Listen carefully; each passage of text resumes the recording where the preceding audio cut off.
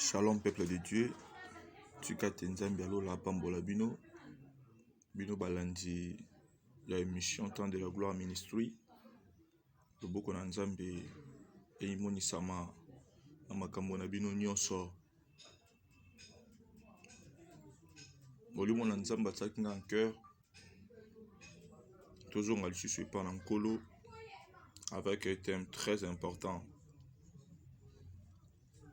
Eza na ba vie ya bato mingi ezobika mbongo wana te pamba te ndoki ya profita, milieu mabe profita, Satan a profita na ba acte ba parents basalaka na ba acte biso moko to salaka pour que ema makambo mabe kati na ba vie ya bana bato. Mais likolo na nyonso wana esengeli toyeba ete il y a un Dieu. Et kozala malamu tosambela avant tokota na vif sujet ya mokolo na lelo. Papa toyepai na yo tomikitisi lokola bato pamba, lokola bato bazanga tina pe bato basumu kaka kosenga ete pe koloba ete osopa maona likolo na biso kolo kangola biso na nzela iloba na yo pamba te iloba na yo ndeza na nguya ya kokangola pe ya kochange ba vie na biso. Pamba te komama na makomi esantu bokoyeba bosolo pe bosolo ekokangola bino. Liloba na yo ndeza bosolo kangola biso na nguya liloba na yo na kombo na Yesu Kristo nde na sambeli. Amen. Thème na biso ya mokolo ezali l'Éternel délivre même le coupable. L'Éternel délivre même le coupable. Bien-aimé, il faut toyebaka tango ni Bible ezoloba l'Éternel, tango ni Bible ezoloba Dieu, tango ni Bible ezoloba Elohim, El Shaddai. Donc, attribut nyonso ya Nzambe est très important la nuance avec les Écritures.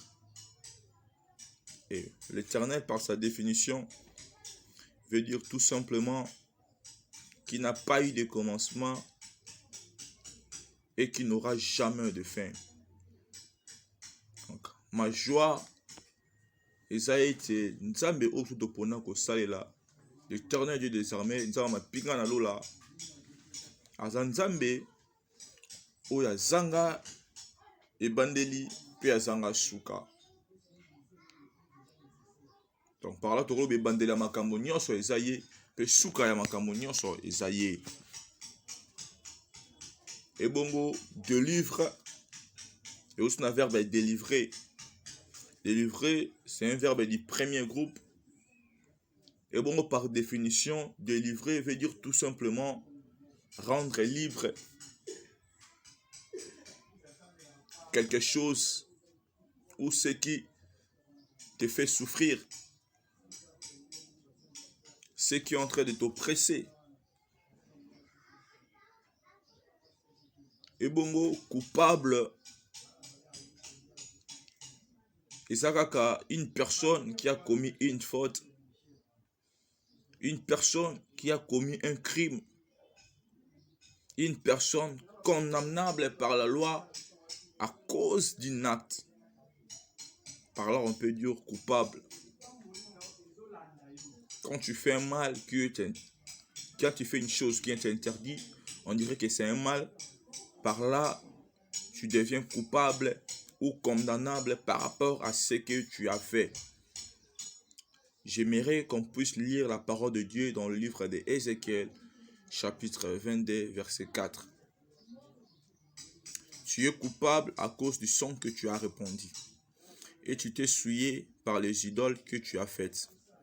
Tu as ainsi avancé tes jours, et tu es parvenu au terme de tes années. C'est pourquoi je te rends un objet d'opprobre pour les nations et de moqueries pour tous les pays. Oyo ezali Yahweh ya Nzambe nde azoloba. Yahweh Nzambe nde azoloba. Nzambe alola azo maudire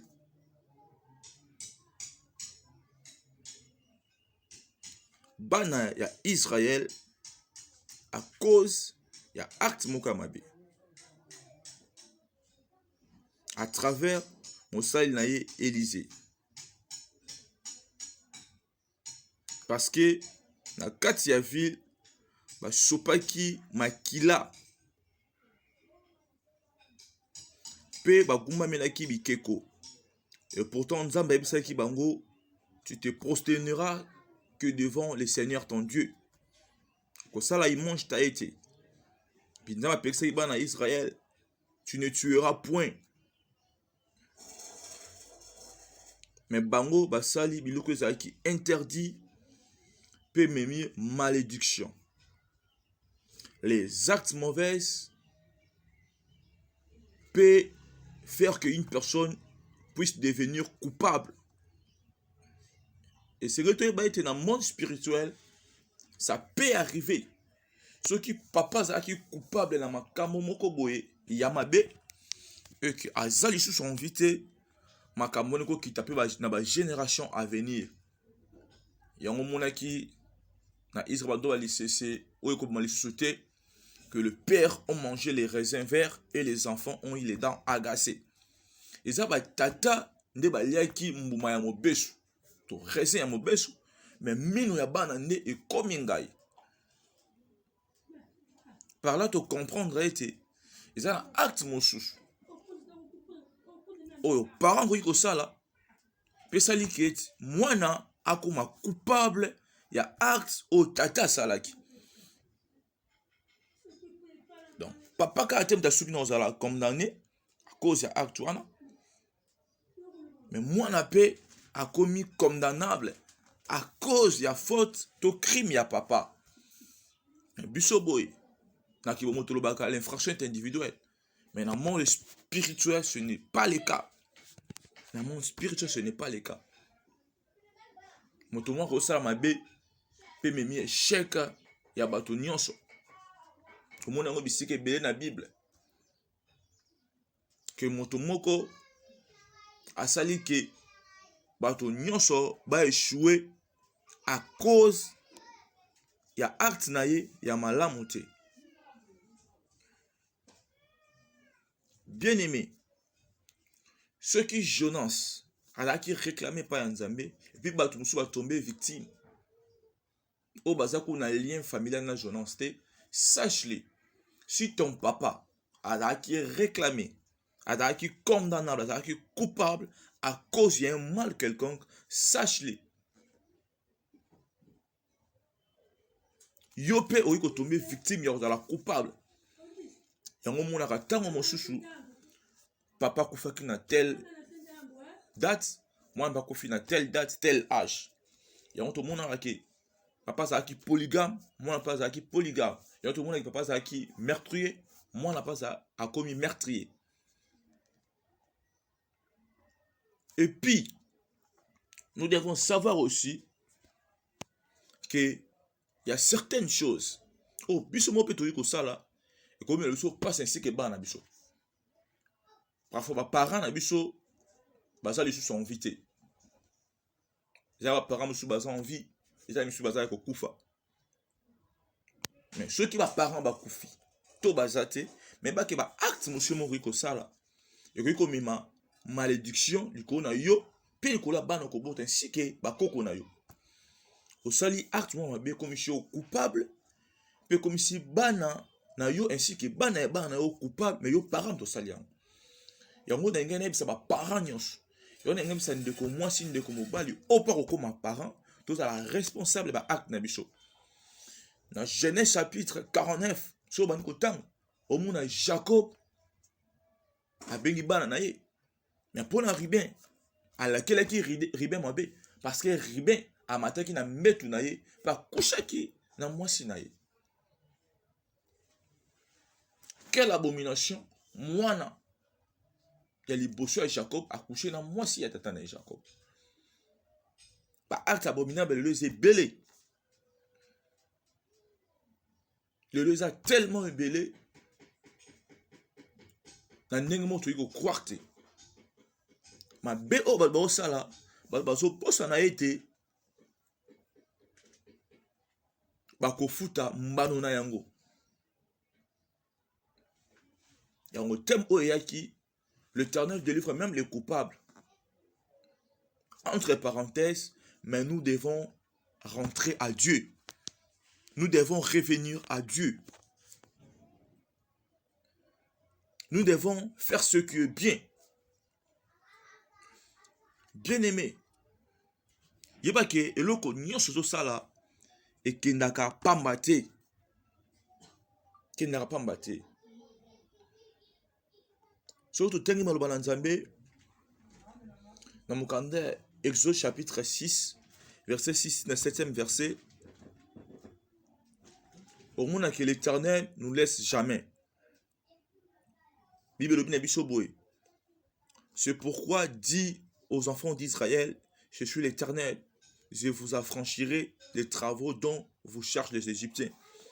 Je vous délivrerai de leur servitude et je vous sauverai à bras étendus et par de grands jugements. Je vous prendrai pour mon peuple, je serai votre Dieu et vous saurez que c'est moi l'Éternel votre Dieu qui vous affranchit des travaux dont vous chargent les Égyptiens. Il y a certaines vies aujourd'hui, ils ont condamné parce qu'ils ont déclaré coupable dans acte de parents père bango moko pe bato vi na bango koti na kati ya servitude. Bato bakoti na kati ya inceste, bato bakoti na kati ya mari femme d'esprit, bato bakoti na kati ya servitude, bato bakoti na kati ya limitation, bato bakoti na kati ya pauvreté, bato bakoti na kati ya sécheresse, bato bakoti na kati ya recul, bato bakoti na kati ya échec. Non pas parce que chèque yaka na vie, mais parce que ba parents to bango moko salaki makambo ya malamu te. Bien aimé de kozola ndanga na tango. Ceux qui parents dans un moment to akufa, luko yeba papa no salaka nini abanda ko tambola ndenge nini. Pourquoi vie na yo ezo kende ezo kende bongo. Et puis mizo ngisa kati na yo. Makambo nini oyo sala. Ezana ba bato mingi baza ba champion ya kolongola ba zemi, ya kolongola ba si ba zemi. Misusu ya koyiba mbongo ya bato, misusu ya koboma. Tant que ce sala makambo, sache-le ozokoma coupable au pratique la pédophilie, le lesbianisme, la scatophilie. Sache que makambo nyonso oza ko sala ba retomber nango et ozali ko na yo. Et ce qui est raté yo et que je n'ai pas ya bana. Yango dans la responsabilité au sala makamalam. Mais si au sosoli, pesant la posa nzambe ola kambola yo, sache-le que l'Éternel Dieu des armées nous laisse jamais. Biso ba utondima Yesu Masia, lokola mokotu mobiki ici, nous sommes le peuple de Dieu, nous sommes un Israël spirituel. Tokota na kati ya boyoka ni nzambe. Yango yo nde kozola nangai. Shokunya no pesa ba moine pa Yesu te. Par ba papa na ba sela ki banganga. Parfois mo zalaki kokuma mena bikeko. Ozalaki moto ya kisi, ndoki moto ya soloka. Tika makambo ya mabe. Pe yake pa ya Yesu Masia. Pese bo moina yo afin que a délivrer yo pambate l'Éternel délivre même le coupable. Bato ya mokili so bande ko sala mabe ozongi bakotonga okaka. Soko isi bulikamuna lo bako finga yo. Mais l'Éternel des armées a délivré même ba coupable. Pas pesa ka bango salut. Mokolo moko te akobanda ko finga yo, mokolo moko te akolobake na zongisa ka boy na salaka boy. Et tant on dit que Yesu Masia mako ko délivrer yo, que l'Éternel peut te délivrer. Otanga malwana nzambe na mkanda Psaume 141 verset 4. Kuno mona be lobi n'entraîne pas mon cœur à des choses mauvaises, à des actions coupables avec les hommes qui font le mal, et que je ne prenne aucun part à leur festin. Bien-aimé, Bible fouiller les mauvaises compagnies. Ce qui nous a maoula kangolio, tant qu'à passer, je peux sembler en fonction d'ango pour que zonga nanzela ma bête. Puis oh nan yo, au salaire lo comme on est coupable pour que quand on a à servitude, esclavagisme, monde des ténèbres, sous la domination. Ça me le pas nzambe, nzamba sunga yo pour que motema na yo et pratiquer ma bête. Ata o zangi, ata o keleli, ata na pasi, au salaire ba action aux coupable na batu oyo basalaka makambo ya mabe. Bien aimé, bandeko nyonso bozolanda nga, bandeko nyonso oyo bosepelaka na liloba na nzambe, bandeko nyonso oyo bozoyoka nga balandi ya émission Temps de la Gloire Ministry, nasengi mpa na bino na kombo ya Yesu Masiya Nazareth, revenons à Dieu. Revenons à Dieu. Bible lobi na biso na mokanda ya Jonas chapitre 3 verset 8, que les hommes et les bêtes soient couverts de sacs, qu'ils crient à Dieu avec force et qu'ils reviennent tous de leur mauvaise voie et des actes de violence dont leurs mains sont coupables. Bible verset 9. Qui sait si Dieu ne reviendra pas et ne se repentira pas? Et si ne renoncera pas à sa ardente colère, à sorte que nous ne périssons point. Bien aimé, soko lingi ko bunga te esengeli oya epa na nzambe. Sala enveloppe. Pesa l'église au sambelaka. Pesa pasteur na bino. Yebisa yekita na sala makambo boye boye mabe. Soko boya ko énumérer yebisa nzambe. Et parce que na sala makambo mabe na bongisi na nzambe. Ya on a pesa enveloppe oyo pour que kanda na nzambe ezala likolo na ngai te. Nzambe so pas grâce na likolo na ngai. Revenons à Dieu. Tous les pas na nzambe. Pe nzambe akolongola kanda na likolo na biso parce que tant on so sala mabe ozwaka mobali lokola mwasi obima na ye obimaka na nyama ndenge babimaka na mutu oliaka nye mpona mbongo mobali okoma koregle lokola mwasi ntango osalaka mabe mpona mbongo ozoboma bato mpona mbongo mwasi oza koescroke mibali mobali oza koshina basi yebaka ntango nyonso osalamaka mabe ozokoma coupable mpo ozobenda kanda na nzambe likolo ya bomoi na yo na yango tozonga epa na nzambe tosenga mawa na nzambe parce que soki bana Israël bande kozala livré à tout moment na bowumbu ezalaki à cause ya baacte na bango ya mabe bapasi mosusu parfois ozobika yango à cause ya baparent na yo makambo basalaka mpe à cause ya baacte na yo moko. Bien aimé, Bible lobi na biso na mokanda ya Job chapitre 22 verset 21. Attache-toi donc à Dieu et tu auras la paix. Tu jouiras aussi du bonheur, bien aimé. Tozonge pa na nzambe, tokangama na nzambe. Po tozwa kimia na motema, kimia ya bomo, kimia ya solo, o mokili ko pesa te. Pe to sepela na kati ya kozala malamu. Bible na verset 22, reçois de sa bouche l'instruction et mets dans ton cœur ce parole. Ce qui bosso sala ki maloba ya nganga, ce qui bosso to sa ki maloba ya famille, auto sa ki ba instruction meli ou mabe. Cette fois-ci yoka maloba na nzambe ezo teyama. To sa ba instruction na nzambe, peta maloba na nzambe na motema na yo. Po mat maloba na nzambe ndeko pesa yo bonheur et ko pesa yo pe kimia. Comme le verset verset 23, tu seras rétabli si tu reviens au Tout-Puissant, si tu éloignes l'iniquité de ta tente. Si ka ko pratiquer makambo malamu te, nzambe ola ko bikisa yo. Ceux qui malade wana eza cause ba acte salaka bato oyibaka bato babwakela o malade. Parents na yo alakelaka o mabe à cause ya acte moko salaka. Bien mais soka dans vie senga e bolimbisi.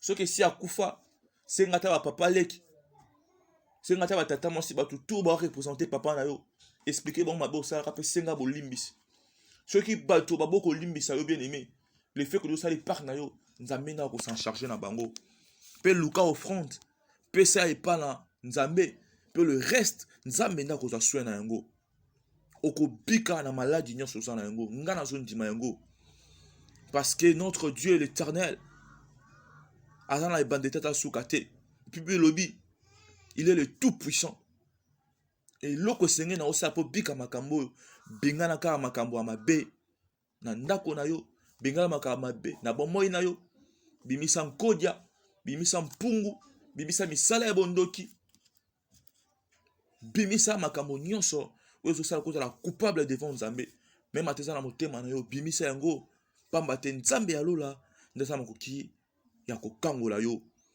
oyo elobi na biso lisusu na mokanda ya Job chapitre 22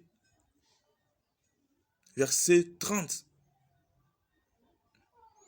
L'Éternel, il délivre même le coupable qui devra son salut à la pureté de demain. Bien-aimé, c'est le Dieu qui peut te délivrer. Parce que oza vraiment coupable na makambo parents basalaka. Oza vraiment coupable na makambo libota no esalaka. Oza vraiment coupable na makambo oyo moko salaka. Mais sache-le, la personne, sache-le que Dieu est seul qui peut te délivrer. Lisunga batuye nango pamba. Yawe nzambe ndeka aza na makoki ya kokangola yo na ba problème na yo na maladie na servitude mais loko oyo nazo senga na yo to Yesu Masiya azo senga na yo eza ozonge pa na nzambe yo nazo libaku oyo te ya koyamba Yesu Masiya bien-aimé pesa mono pa Yesu okoma mwana nzambe afin que Yesu Masiya Nazareth a délivré yo posa coupable na ba acte ya ba parents pe ba acte na yo moko ainsi que olibota no esala pesa mono na pa Yesu pamba te Yesu nde azana makoki ya ko délivrer yo azana makoki ya ko délivrer yo contre makambu oyo condamnaki vi na yo pour kozala coupable et ça kozala condamnable alors que la Bible nous dit dans le livre de Colossiens chapitre 2 verset 14 il a effacé l'acte dont les ordonnances nous condamnaient et qui subsistaient contre nous et il a détruit en le clouant à la croix. Il a dépouillé les dominations, les autorités et les a livrées publiquement en spectacle en triomphant d'elles par la croix. Que personne donc ne vous juge au sujet du manger ou du boire ou au sujet d'une fête, d'une nouvelle lune ou des sabbats. Bien-aimé, si tu ne veux que tu ne sois plus jugé, si tu veux que tu puisses vivre en paix dans ta vie à Jésus, car Jésus-Christ avait effacé déjà l'acte et les ordonnances qui nous condamnaient. Ceux qui n'ont l'état, pas sur déjà dossier, fonder là qui est bien aimé, koki suko kanga ote, pambate, mokanda oye komama yi pona yo, esi pas souki. Maintenant Yesu Masiya Nazareth na makila na ye a effacé qui ba ordonnance ne se mandai ko condamner ba vie na biso, pe banda yi ko régner le couleur na biso. Pe a bebisaki yango na ko bakama na yango na ekulusu. Pe a panzaki ba domination, pe ba autorité. Pe abimisaki misala na bango mpwasa boye, pe monisamaki na kolonga na ekulusu. Yesu Masiya akufaki mpo na biso. Yango condamnation eza su na nguya te na kati na bomoi na yo mwana na Nzambe pe mpo na yo ndimi kopesa bomoi na yo epa Yesu Masiya. Tosambele pa na nkolo. Papa so par grâce na yo likolo ya moto nyonso aki prédication oyo. Tala ndeko mobali ndeko mwasi papa masalaki mabe. Azondima ete ba parents nek basalaki mabe batambolaki malamu te liboso na yo. Pe bendaki kanda na yo Nzambe likolo na ba parents na ye pe likolo na ye à cause ya ba acte ba parents pe ba acte na ye ainsi que ya libota. Yango na sengi Nzambe akoki nyonso. Nzambe délivra même coupable. Ospa maintenant likolo ya ndeko oyo. Na nenga reconnaître mabe asalaki mabe asala mabe bandeko na ye basala.